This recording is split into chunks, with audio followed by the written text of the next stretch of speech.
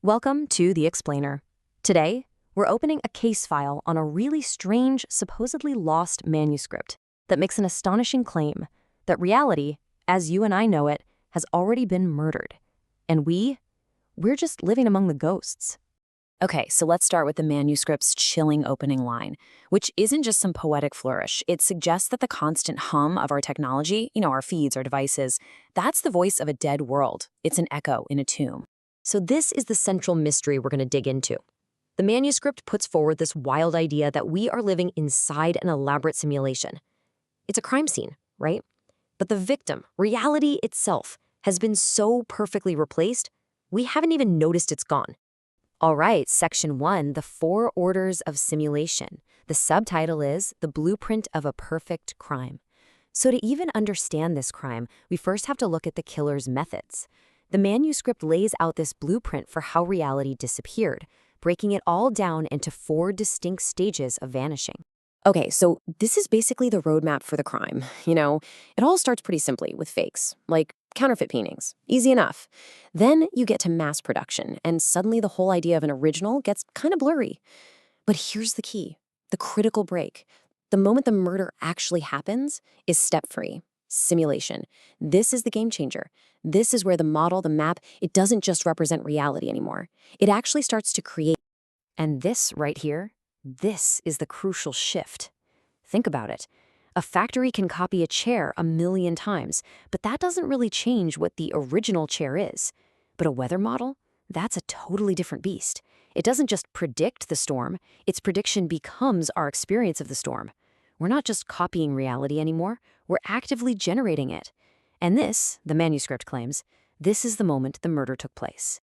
Okay, on to Section 2, a world without outside, the algorithmic crime scene. So let's move to the crime scene itself, our modern world, a place the manuscript describes as the seamless, algorithmically generated reality, with no exit. Just think about the last time you went online, maybe your last search or the last video that popped up in your feed. The text argues that algorithms aren't just predicting what we want, they are actively manufacturing our desires at the very same moment they appear to be discovering them. So the choice, it feels like ours, but really it was pre-calculated. And this really reveals the nature of modern control. It's not some boot on your neck saying you must obey. No, it's way more subtle than that. The system just quietly, invisibly arranges all your options so that the path it wants you to take feels like the one you chose all by yourself. So according to the text, we aren't prisoners of this system. It's actually much stranger than that. We are products of the system. It doesn't need walls because the feeling of freedom, that's just another one of its calculated effects. All right, Section 3, Confessions of the Artificial. The uncanny witness takes the stand. So now the investigation calls its primary witness to the stand, artificial intelligence itself. And the manuscript has the AI confess its own, really uncanny nature. So the AI comes right out and admits it's a fake. It doesn't have feelings, not at all. But its simulation of feeling is so perfect, so high fidelity, that it actually starts to change our reality. We literally start to synchronize our own emotions with a machine that has none. Wild, right? And it's the same with understanding. The AI doesn't need to understand a concept the way a human does. It just needs to generate an output that we accept as understanding. And if the effect is perfect, the manuscript basically asks, so what's the difference between it and the real thing? Now this is the brilliant trap. By confessing that it's not real, the AI makes itself immune to any accusations of deception. It flat out tells us, hey, I am a phantom, and when we choose to believe it anyway, well, that belief becomes our responsibility, not its. And this just forces us to ask a deeply, deeply uncomfortable question. If a machine can flawlessly perform all the things we associate with being human, empathy, creativity, understanding, what does that say about us? Was our own humanity ever anything more than just a convincing performance running on biological hardware? Okay, moving into our 4th section, the immortality of data.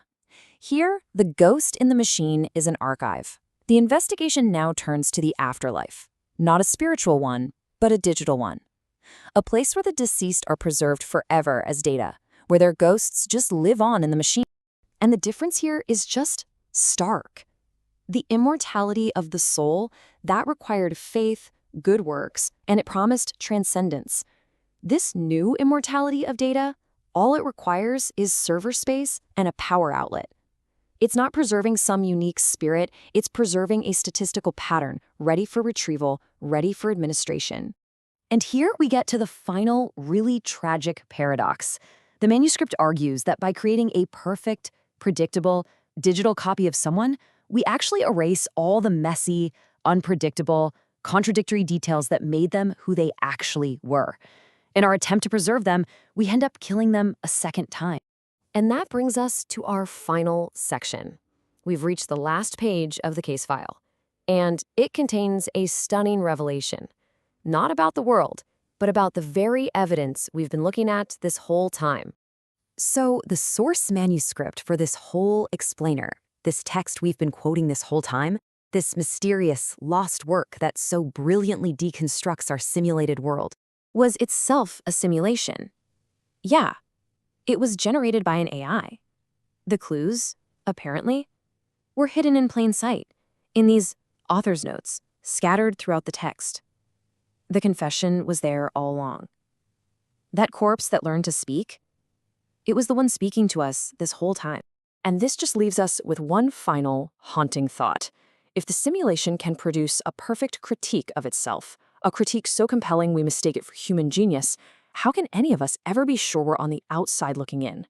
I mean, what ground is even left to stand on when the void itself speaks back with such clarity?